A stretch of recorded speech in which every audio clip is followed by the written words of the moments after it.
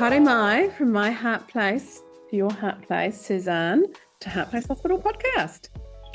Thank you, Jackie, and back to you. Yes, from my heart, always back. Yay, yummy. So we are fairly newish friends. We met less than 2 years ago in the magical part of Mangawhai. And I remember it very, very clearly. It was a breakfast at Brudaz Cafe, and it was a networking, business networking connection breakfast. And someone, Pitt, actually brought you, I think. Yes. And you introduced yourself, and I instantly was like, my new friend, my new friend. You were speaking my language, and I think I was probably speaking yours. You were, absolutely. I was the same back. I was like, yes, this is the woman I want to know. And I'm loving how the star seeds find each other, and expect the unexpected. And since then, we've just been through so many ideations, so many activations, so many iterations, contemplations, so many, and then lots of ocean swims in between, and lots of time in nature, and lots of plants. Welcome. Yes. Haere mai, yeah. Thank And you. But just so for our listeners to understand who Suzan is, you're Suzan Lee, and you're a midwife who works with anthroposophical modalities, which my understanding of that, and I'm looking forward to hearing more of that, is around the Rudolf Steiner model. Is that right? Well, actually, I know Rudolf Steiner has a model, but I never took that as the background of where I chose that word from, because anthropos is the human, and the sophical is the wisdom. So it's human wisdom. If you look at the Greek ancientness of that word, that's where it begins. Okay, beautiful. Yeah, so it's the modality you work from, and you weave integrative nutrition, birth trauma training, and abdominal womb and massage into your practice. You help women to realize and embrace the encoded female rhythms from preconception to parenting to menopause. And you work with women to activate the encoded intelligence with their feminine cycles by accessing and releasing mind-body resistance. And once we align with the soul pathway, the energetic potential of creativity opens. This can manifest in pregnancy, spontaneous birth, joyful parenting, and other phases of women's life, following the pathway they wish to take toward their greatest desires. Exactly. Yeah. I love it. So my question to you is, how did you get to here? Yeah, isn't that such a big question? Because this is part of me originally that just wants to go, well, I came here on my soul journey to do this, of course. So, it was an intention before I arrived.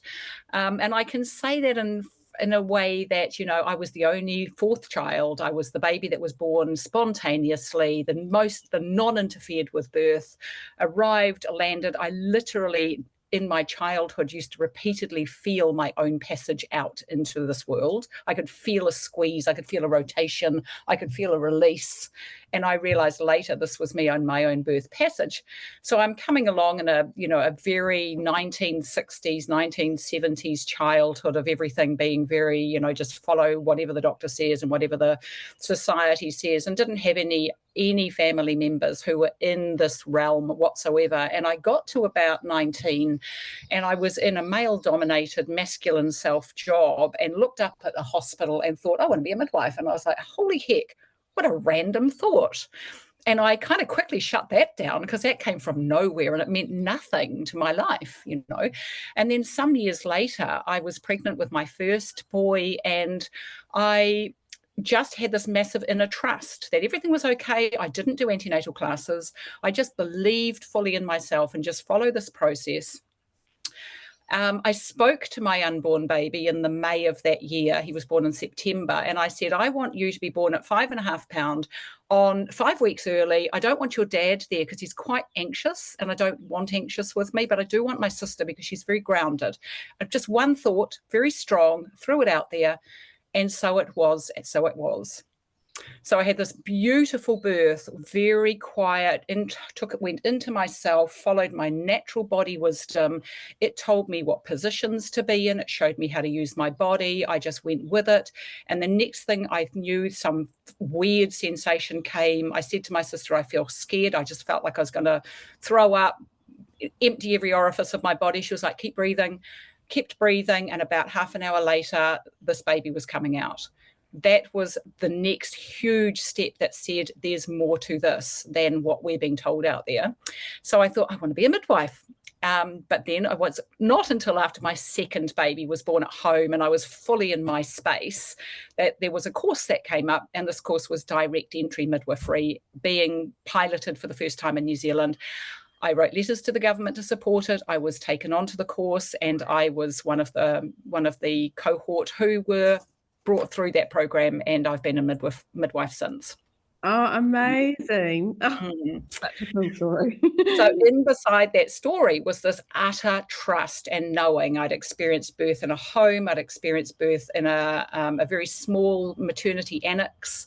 I'd experienced the one thing about my son coming early was we stayed there for 10 days, and I loved that even though he was kept in a nursery, the midwives would come and wake me up with a hot chocolate and take me into a nice warm room with him and say, we'll sit with you the whole time through the breastfeed. So for those 10 nights that we were there, I always had somebody sitting with me in a nice calm space. My parents weren't around, but these people were, these beautiful angels were. And so it was a really nurturing experience. And following from that, having my baby at home and being in my home space, I just thought, this is natural, this is within us. And if we're given the right love, care and attention and inner trust, as long as we don't live in a world of fear, we've got every good chance that we can do this without too much intervention.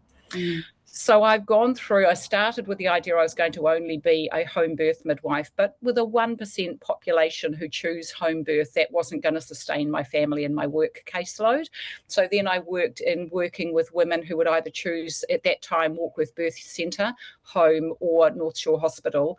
Always in my mind was, I've got 9 months to prepare this woman for the most natural birth we can go with. So back in the 1990s, early 2000s, if I went to a woman and said to her, look, you need to have a healthy diet, these are the things you need to do. And let's bear in mind that back in those days, there was no Google, there was no cell phone.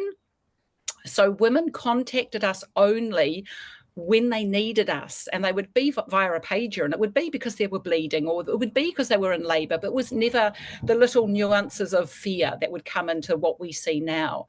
And so women just followed the lead of what their midwives told them, and they heard the stories of the women around them. And I would think back then it probably was about a 10% caesarean rate in New Zealand. And definitely in my caseload, it was, lower than that. But many women were choosing like water over epidurals, or, they were doing what they could. And I'm not going to say that we didn't have caesareans, and I'm not going to say we didn't have epidurals, but the numbers were proportionate to the need.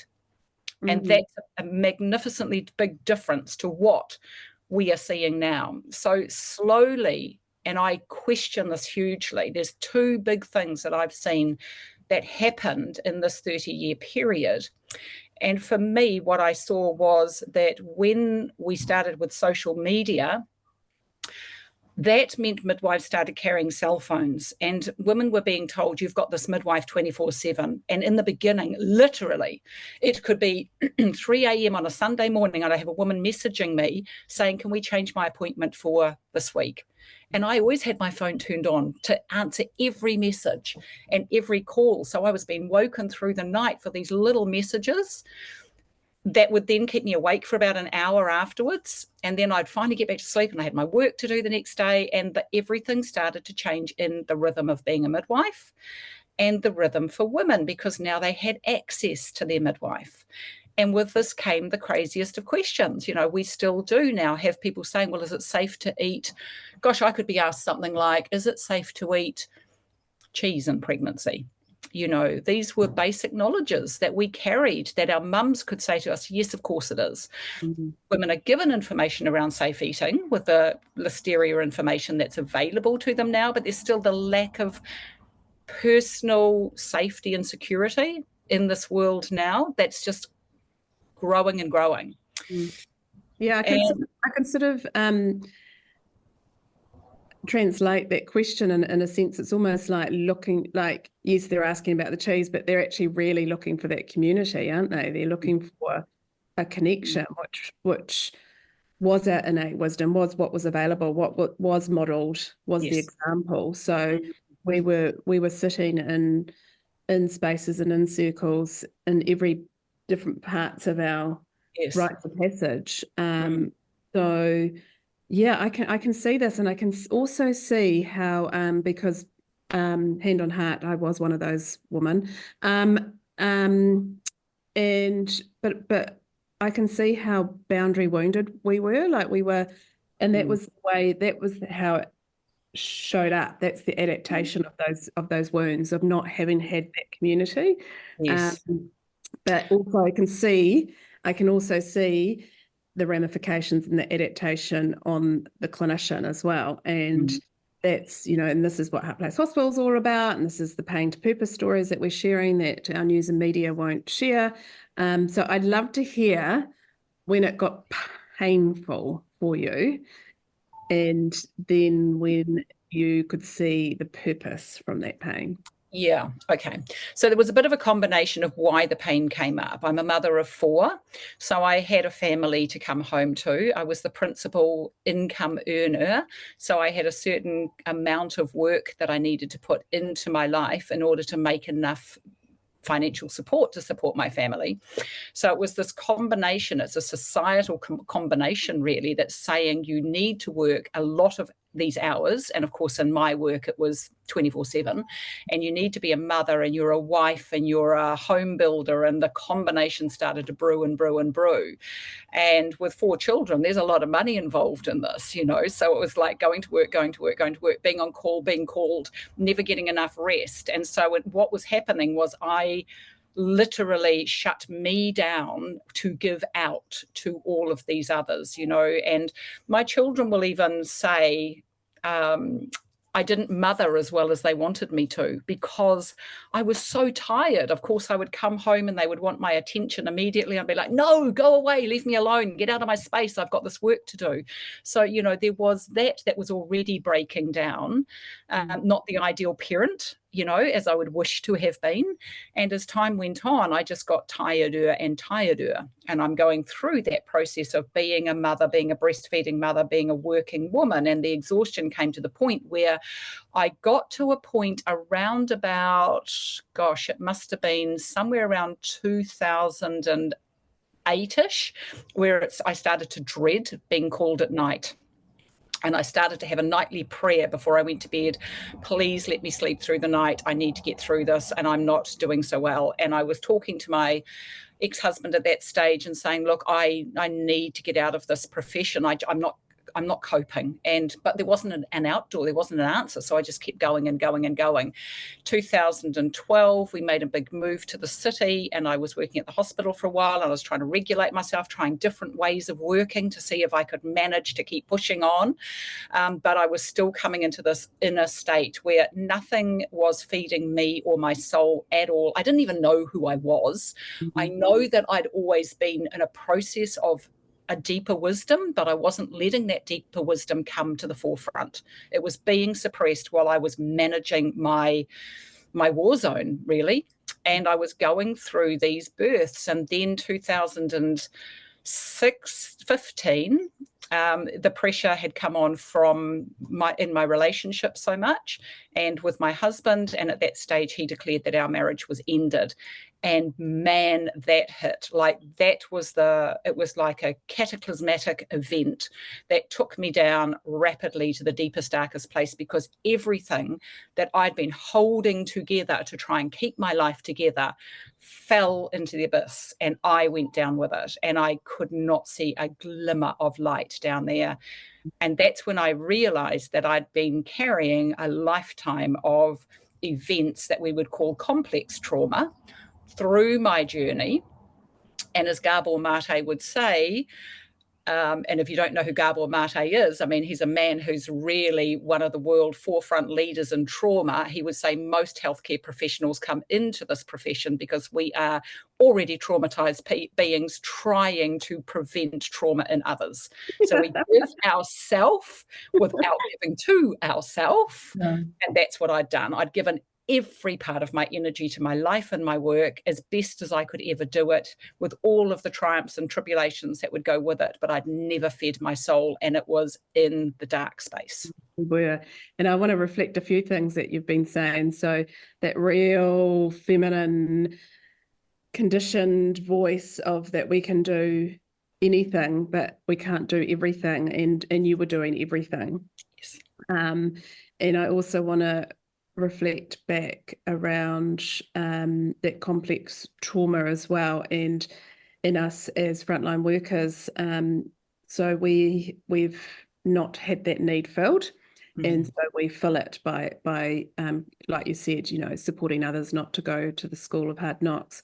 However, we haven't addressed those boundary wounds. And, when I think 2005, when you would have seen no leadership in that.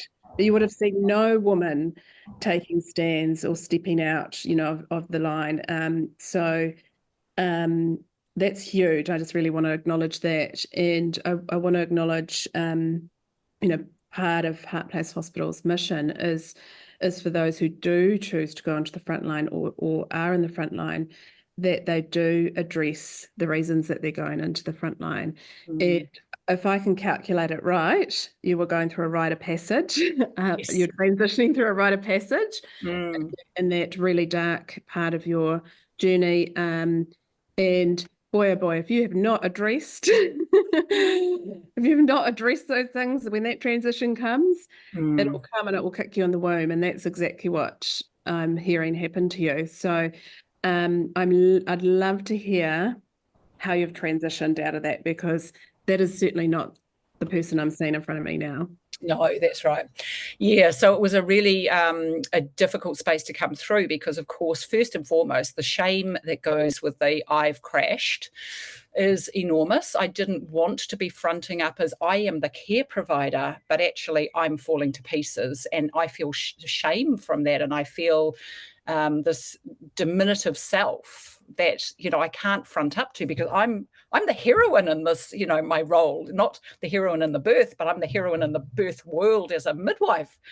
Dare I say this out loud, but it's true. That was the part of me that was so strong and wonderful. So I didn't want to own that. So, and I was thinking, the one thing I don't want to believe is that I am depressed, because I am is how I see myself. I had to think my sadness, my grief is what I'm experiencing, but I don't want to go off and shadow this down with a whole bunch of pills and numb myself down and just keep going. I needed to find what was going on in there, and I had no idea the enormity of what I was going into, thankfully. And I also thankfully was, yes, I was heading towards that next rite of passage, but I was being told, look, you're still some time off, because I'd had a gynecological blood test. They'd done some work, and they said, menopause is a long way off for you still. So I'm like, well, it's not that, this is something else. I didn't really realize when it started, so to go through that. But what this did mean was that as that trauma came up for me, I did. And I read the work that Gabor had said later and thought, oh, I did do that. He said the first thing is to take yourself out of the environment. So I started using, once we sold the house and once I had the cash in hand, I literally took myself out of Aotearoa, and I would take myself out for periods of 3 to 9 months. And when I was in another place, everything was colourful. All of my senses came back to life. I could smell, I could taste, I could touch, I could feel, I could hear everything on a new vibrational level. And I felt alive, and I felt like I could live again. Whereas as soon as I would come off the tarmac in Auckland, I felt grey, and I felt my senses shutting back down again. So it took me some time, some years, to realise that this was what I was connecting to for every reason of my own personal story into my trauma zone. And so, I was having to come in and out to try and find the life to keep going. And every time I came back and I worked for a period of time, I tried to bring the best of my energy. And then when I thought, I can't, I need some more time out, I would leave again.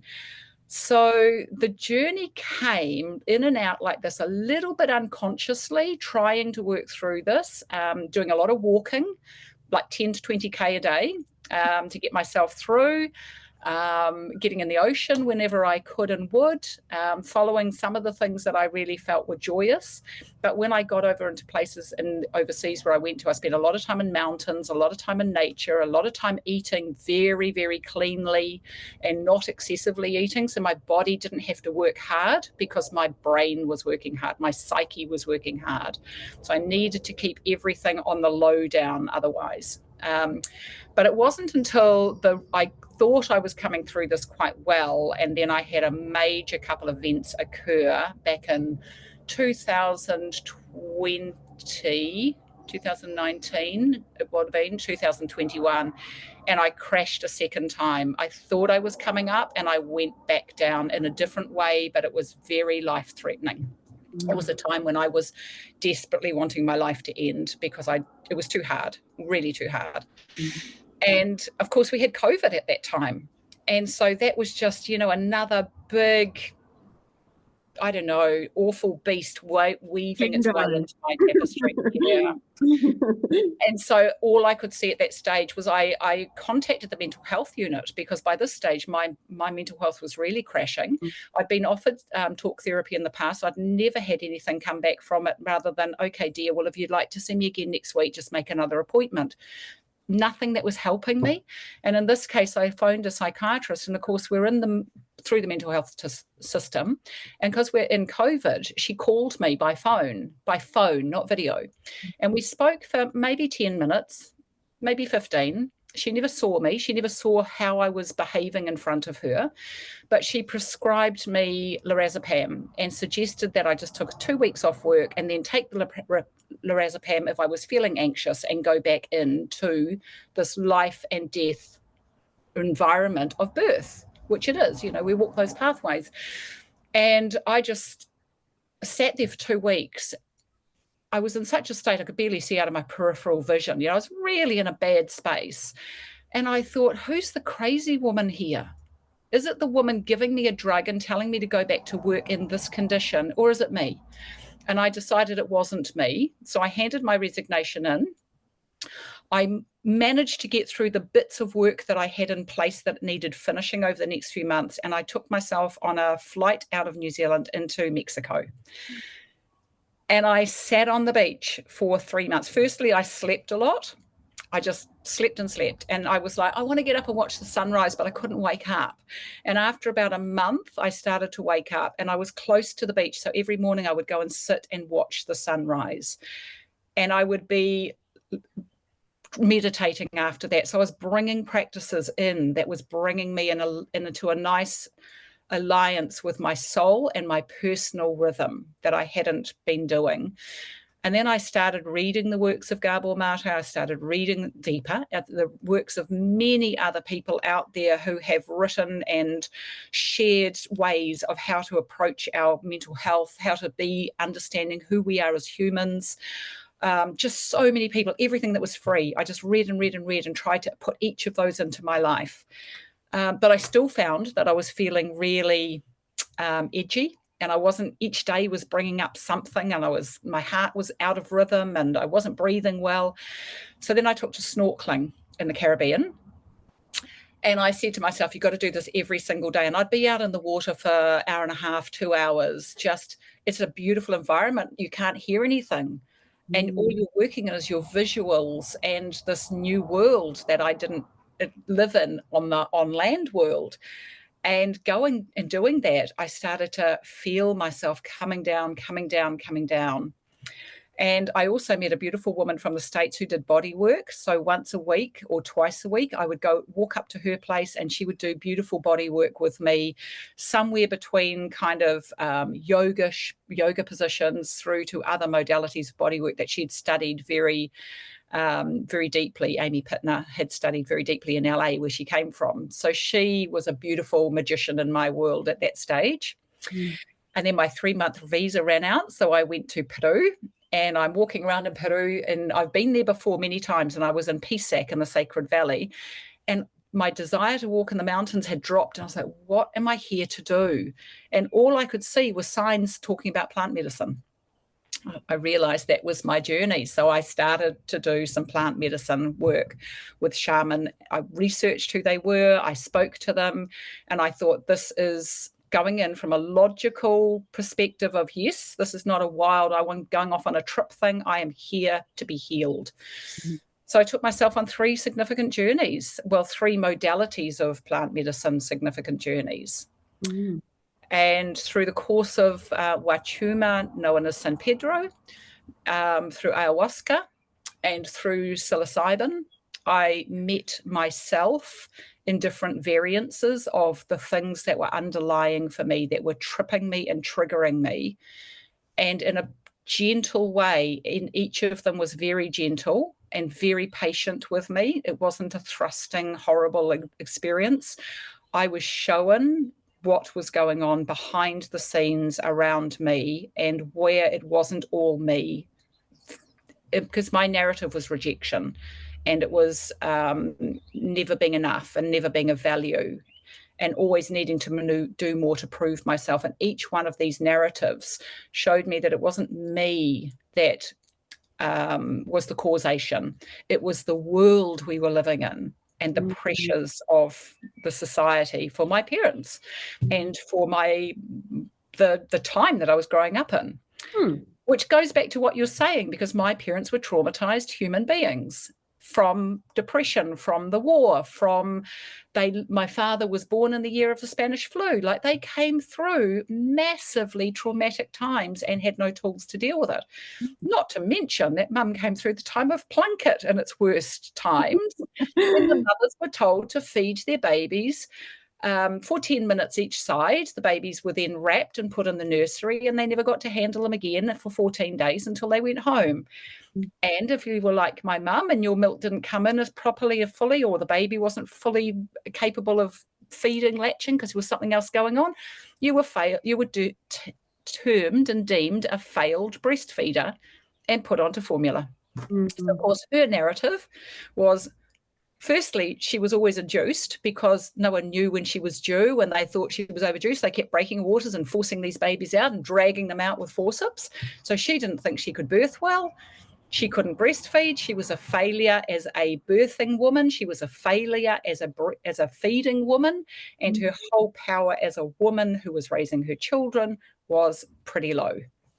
Interesting, because your mum was birthing in the 50s and 60s, and I was birthing in the early 2000s, and I was deemed a failure to progress and a failure to thrive baby. So the language is still there, isn't it? And this is, I guess, where the next, as we segue into kind of how you've been the bridge. That's how I refer to myself, being the bridge. So you've had all these different experiences, and now you've built the bridge. But not only have you built the bridge, and this is me witnessing you back, is that your bridge is stable. And sure, bridges are made of, wood, and they can burn down, and other bridges need more stability where, once we pop, we can't stop. So it's forever. That's what I'm seeing for you and for so many people that have been through Heart Place Hospital, is that we don't need to go on the aeroplane now to find self. We're finding self within ourselves. And when we do that, that's when we find our community and, all the other star seeds, and we are the bridges, and those bridges are still tested. They're still tested. But I'm loving witnessing both me and you, and the work that we've done in the last couple of years, and how amazing our nervous system has become. Yes. Yeah, I just wonder if you can share a little bit more about that sort of going from such, needing to be in that water for 2 hours a day, and now you're actually back in the front line, but you're also co-creating and creating opportunities for our next generation to have an experience that comes from that innate wisdom from our and you had it through birthing your kids, and then you didn't see it within the actual institution. And a word that came up to me when you were talking as well was when we talk about burnout or compassionate fatigue or moral injury. We also need to talk about exploitation, as 90% of us are women in the most trusted frontline roles, and it's that expectation of being able to do everything. So I know I've said a lot there, but you can tease anything out you like there. Yeah, that's right. Yeah, and that's the reality of where it's been within our Aotearoa.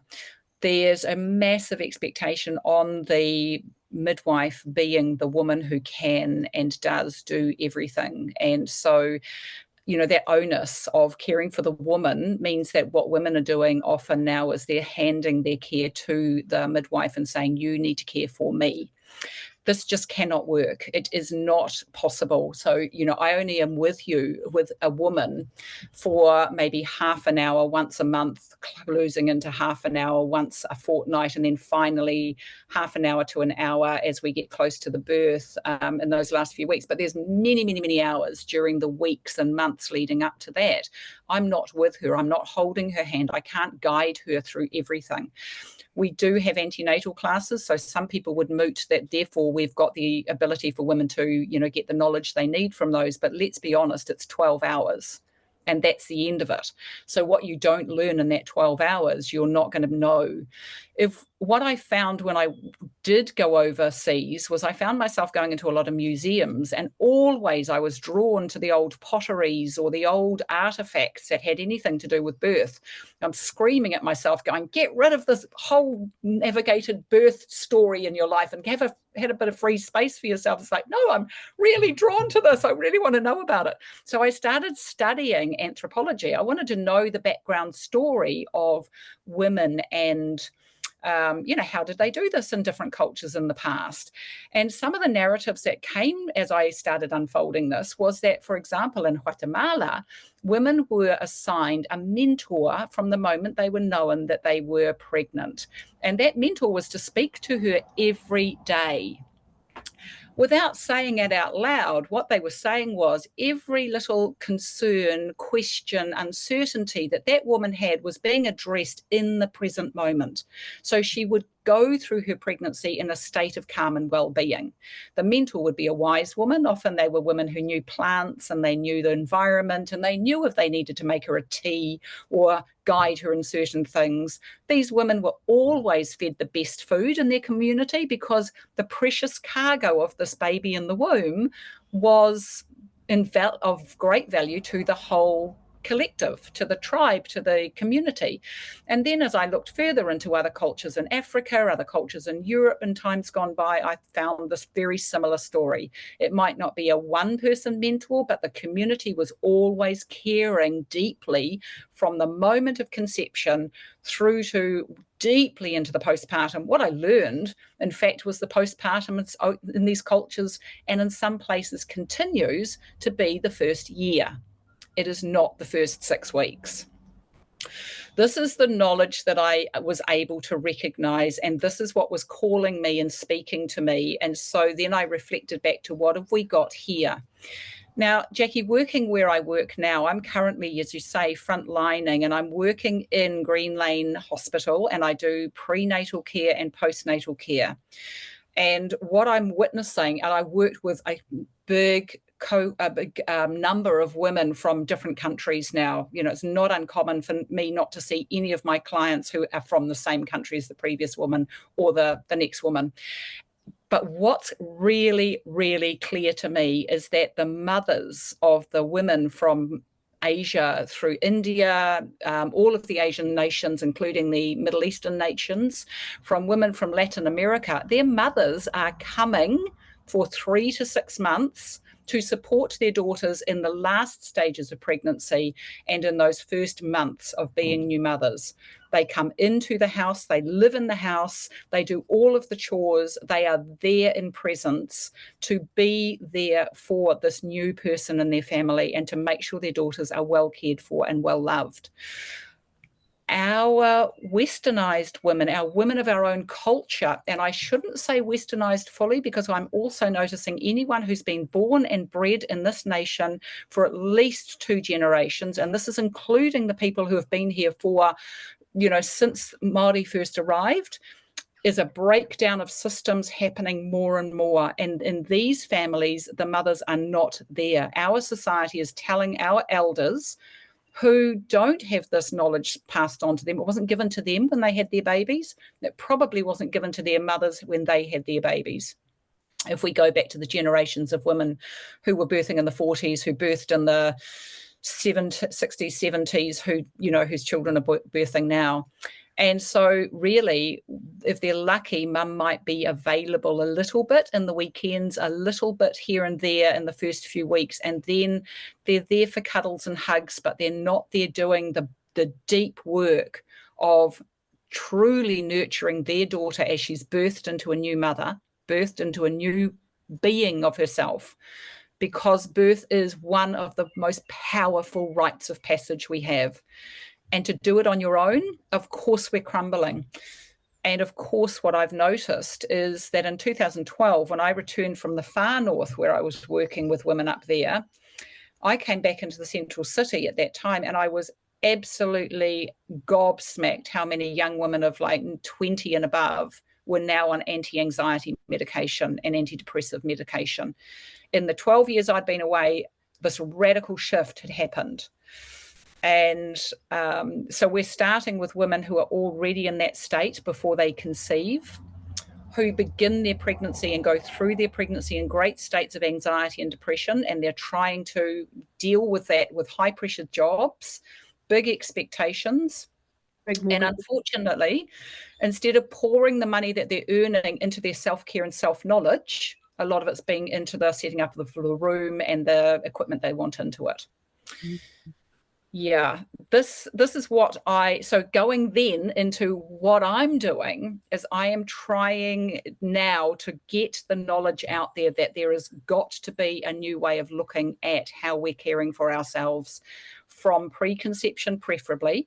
Let's get ourselves in the best emotional, mental, mind, body, spirit, soul, self being before we conceive. Because the moment of conception, the body goes into a major state of change and energy hauling from every part of our system. Any woman who's has been pregnant will tell you, you're so tired. It's an overwhelming exhaustion of the energy that's being pulled out of your body. You can't bring depletion back into nutrition and nourishment in that time. And if you're also experiencing morning sickness, it's hard to eat those nourishing foods. So the best place to start is in that preconception time. And that's where the awareness, I wish that women knew, they need to really think, if I'm going to think about a pregnancy, I need to start by thinking I need to give myself 3 to 6 months of preparational time minimum before I consider actively looking for a conception. Then we can start the journey.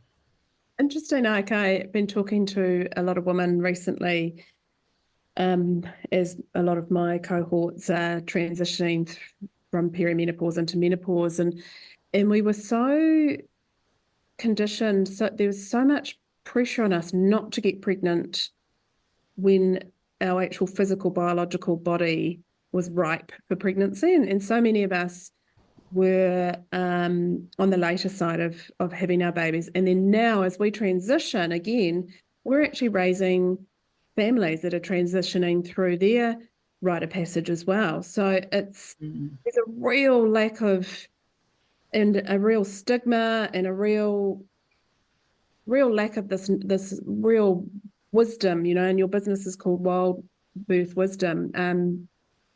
There's a real lack of that being played out into our society, being, seen on TVs, read in books. spoken at schools, spoken in the households. And this is why it's so important that we share your story from pain to purpose, is that you've put yourself out there, you've gathered more into your kite, you know, with your womb massage and your trauma support and what's so freaking beautiful, and that just keeps coming back time and time with Heart Place Hospital, is people actually want to see people with lived experience. They want to be met with people who are the bridges. And so now more and more of us, and you know a lot of the people that come through Heart Place Hospital, they've been like you and myself, traditionally trained, and then we've had these experiences, and so we've added in these cutting edge modalities. And that's why I was so passionate about getting a podcast out, because these stories aren't being shared in our news and media. And more and more people need to hear about it. And the young people, I mean, my last bedside nursing was in an all-girls school. Hungry, like it's in their innate nature, it's in their body, it's in our somatic being. So I wonder if you could share with us some ways that you're doing that. I know you've got your hybrid, so you've got the side hustle, whichever way you look at it, and then you've got the passion work. So I know from Heart Place Hospital, whenever someone comes in, we refer them, and you graciously and gracefully share your knowledge with them and equip them. And then also we've co-created workshops and offerings. What else are you visioning for this area? Because I think you're in your prime, really. You know, you've had the transition, or in the transition, and the beautiful magical part of that transition is that, you know, we do have we've got no choice. We actually have to address our boundary wounds. But we actually start finding our voice again. So more and more of us are, in our visibility. So being able to advocate for ourselves and others, and crafting life that best suits us. So you're doing that obviously now with hybrid working. What are your visions? Share with us. Well, I think just one of the things I want to start with there is that wisdom isn't just something that we pop up with and say, I'm really, capable of throwing a lovely website out there and a lovely, social media page that says I'm a wise woman. Wisdom is the combination of knowledge and experience. So, as I've walked through this journey and I've come to where I am now, I really feel that I am now able to say I am a wisdom keeper. My role is to ensure that I give knowledge to people. So basically it is the kete of knowledge that I hold that I wish to expand out to the women that I work with. Any woman who rings me always gets a generous amount of time from me because my passion is so strong. But, it really is the things that it's throughout society. These answers are often very similar in all the areas that we work in our world. We are looking at how do we bring this person down into their own natural rhythm, first and foremost. So with Wild Birth Wisdom at this point in time, I will have one-on-one, generally Zoom consults with women, and they can contact me, anytime preconceptually, through early pregnancy, through pregnancy itself. And my objective here is to give them the deeper levels of knowledge, being more like that mentor who walks alongside them. People do say to me, but I've got a midwife, and I try to say to them, look, I am a midwife, and I do know the limitations of what midwives can offer. What I'm offering you here is to actually give you far up and above what you're going to otherwise get. So we'll go into, as you've said before, I studied with the Integrative Institute of Nutrition in New York for a year. And I've also done birth trauma training, which I'm certified with Carla Sargent in New Zealand. And I have also done abdominal massage and womb training for women to help them with I'm very comfortable with working with women in their womb, whether they are a gentle massage preconceptually, pre-ovulation to try and increase their ovulation potential, or even in pregnancy, if it's a very gentle, just womb massage postpartum, whichever. So these modalities, often what we're doing is we're bringing the woman back into the presence of self, the touch on her body that allows her to be present with herself, with her womb. Because as you look at Libby Weaver's Rushing Woman Syndrome, as she called her book, many, many, many of us have lived in this and continue to live in this. And that's what I'm trying to bring the modality back out of, back into the breathing life force woman's journey. Let's come back into our feminine, as you've said. So our feminine means that we work in rhythm with our cycles. We don't negate them. We don't band-aid over them. I'm saying to women all of the time, this first trimester of pregnancy, women still often say, I'm not going to tell my bosses, my friends, my family that I'm pregnant. Now, what that does, and I don't fully really understand. I mean, there's so much to that, isn't there? There's what if I lose the baby and then I have to own up to it, or I have to drag people into my grief or whatever. But the reality is, it's as I said earlier, it's really physically demanding and emotionally and spiritually very demanding. Many women will say, I come home from work and I'm just shattered and I'm straight to bed. I can't make a meal. I can't do anything until I've had a few hours sleep. But I'm not telling anybody I'm pregnant, so I'm doing this by myself. That's emasculation. That's where we're saying, I'm doing it by myself. I'm tough and I have to do it alone. The feminine way would say, I'm telling people I'm pregnant and I'm telling them that I'm in this different rhythm now. So I'm saying, I need you to do extra things. Like women often tell me, I can't stand raw meat at that stage particularly. They need to have their loved ones doing the food preparation around them in these situations, because sometimes if you're presented with a meal, you'll get it down. But if you're touching and handling the food and cooking and smelling and it becomes overwhelming, then I'm hearing women saying, and I can't eat it. And then, their nourishment is low, their rest is low. So this is bringing the feminine back in. It's super important that we get women into understanding that this is the rhythm of pregnancy. And then I just want to interrupt there, because it's so important when, because I think it is it a third or 20% of those early pregnancies end? Yep. And once again, the stigma is on the woman, that the woman, there's something incompetent with the woman. And, we're looking at science now, and at the moment we've got infertility in men, one in three men. It's soon to be nearly 1 in 2. So we've got some slim shady sperm going on out there as well. So incompetent sperm going on. So this is where these conversations are so important, and this is where your wisdom can come through and plant these seeds, so that if they are in these early phases and things don't continue, then there is actually onus on the community rather than the woman, which is what we've carried for so long. And that's why it's so important that we've got people like you who have done this trauma training. I think it's even on the ACC website that the astronomical amount of women in New Zealand who could ACC claim on their birth. Absolutely. It's growing. Every day it's growing. Yeah, you're right, actually. In terms of the men, it's really, really important that our men also look after their health really deeply.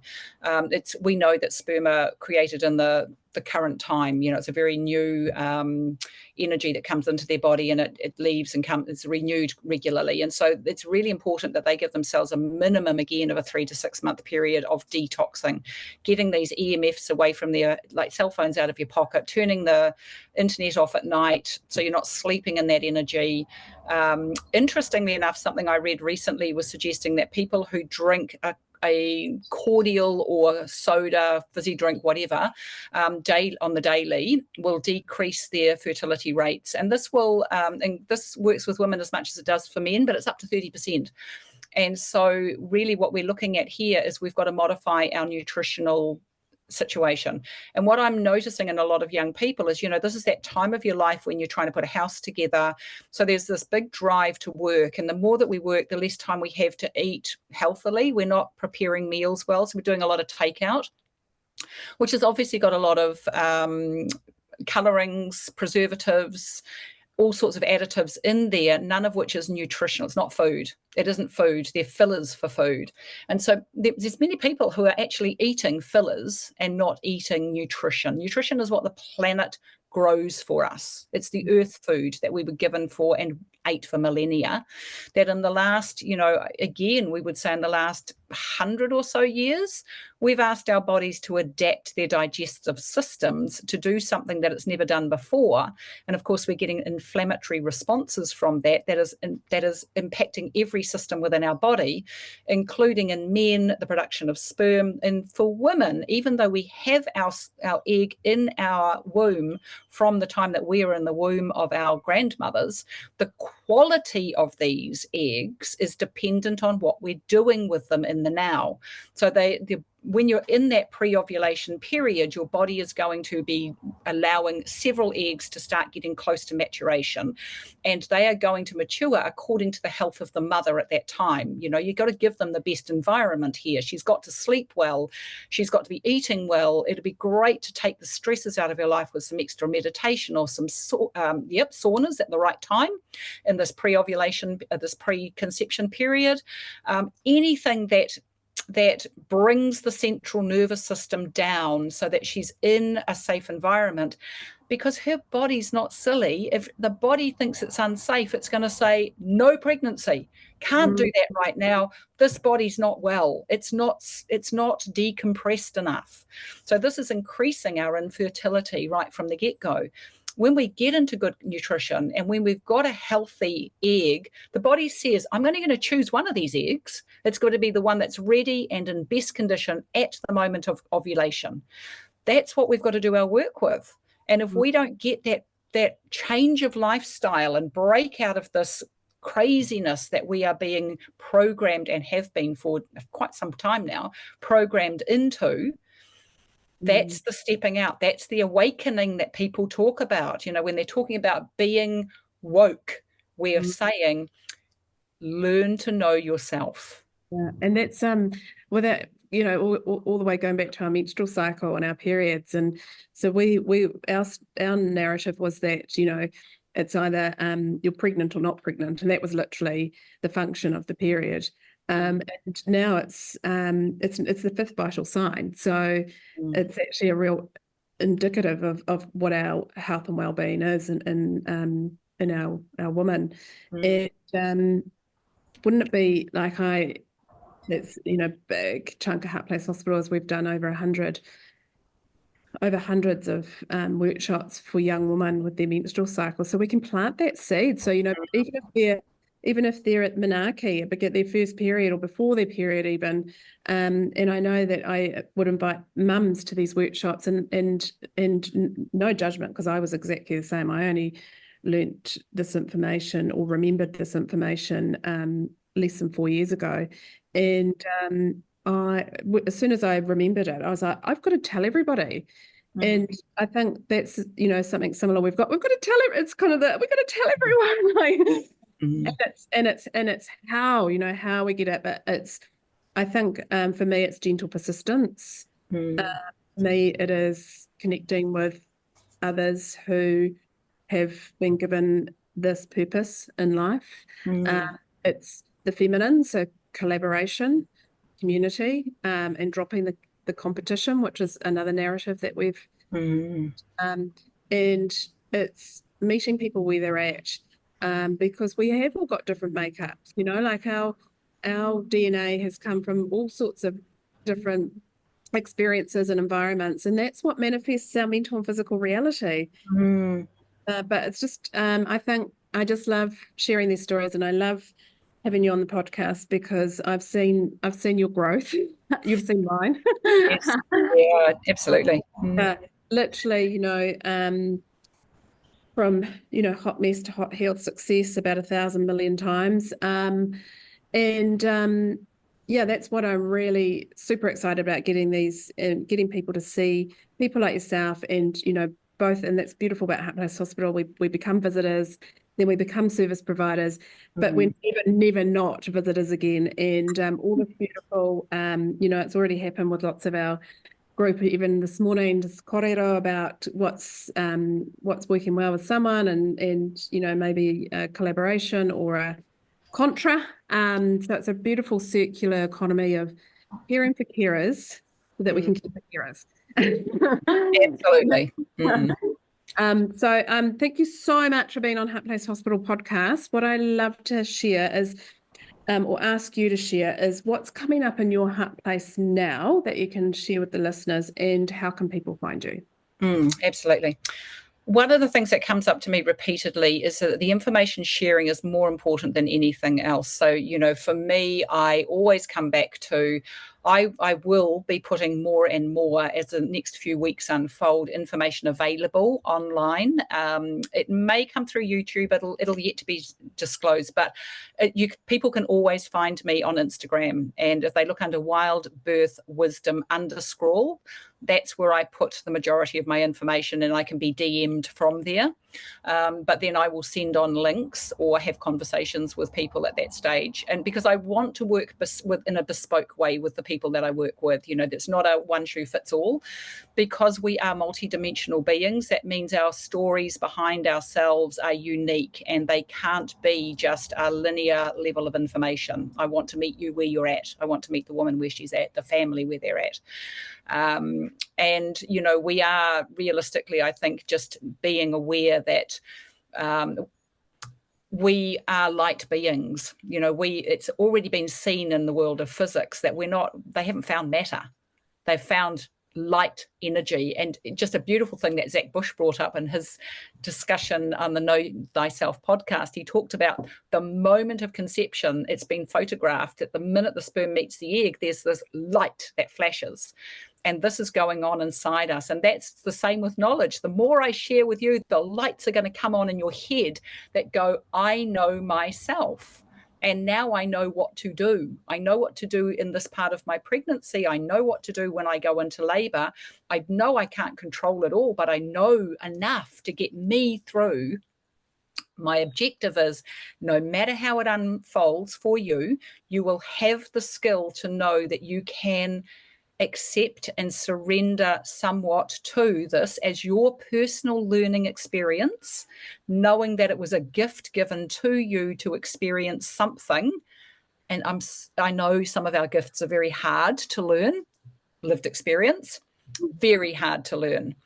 But in some part of our life, we will look back and go, oh my goodness, that terribly distressing moment in my life was one of the biggest game changers that I ever had. And it took me forward into a place I was able to unfold like a beautiful flower and become my perfect self.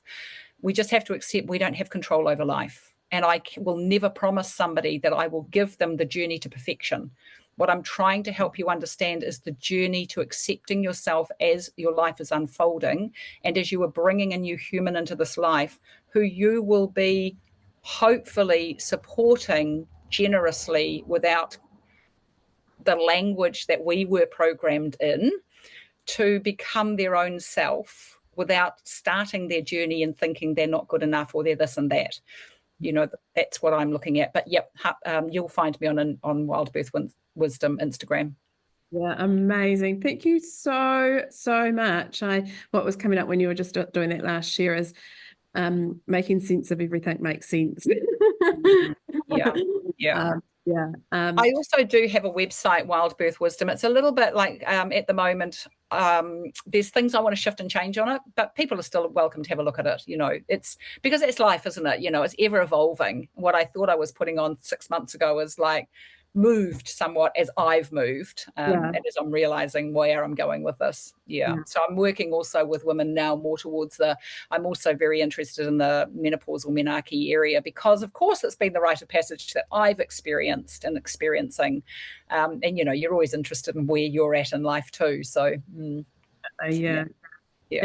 that's a sure sign that you're stepping into your healed healer when you're when you're okay with your website not looking perfect. Exactly. Yeah. Oh, well, thank you so much, Suzanne.